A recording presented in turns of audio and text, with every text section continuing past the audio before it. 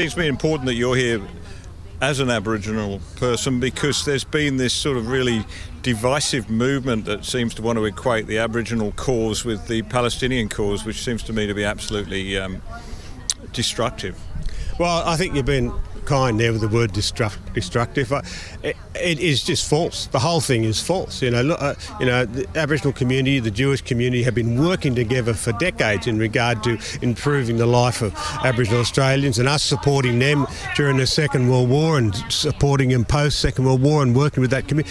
I tell you what, all this, it's funny, in the last couple of years, the last 18 months, you've had this movement with these haters within the Aboriginal community, and they don't represent the Aboriginal voice. They don't represent the Aboriginal people.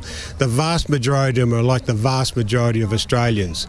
We want a equal society where people are all treated decently, and we've got to get rid of all this racial anti-Semitic hatred.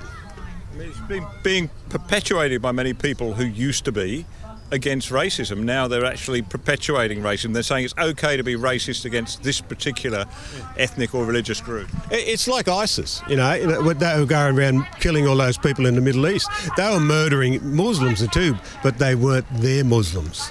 They were killing Christians and all these different groups of people. And this is, I find it funny, during that voice campaign, how many people had the hashtag anti-racist who were racially abusing me.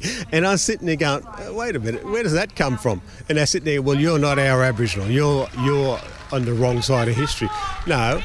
Every Australian, we're a liberal democracy, has a right to a viewpoint, but it's got to be done in a peaceful and respectful way. We don't want hatred coming to Australia. We a lot of migrants, 26 million of them, come to Australia now, and they come here because it's a peaceful country. It's got laws, everyone's treated equal, and that. They didn't come here to bring why they come here to hear the hate and violence that is up overseas. They wanted to build a better future. Unfortunately, there's a minority out there who brought that hate with them, and we've got to deal with that and not let them get a megaphone. The message is what? Leave your historical grievances at the border.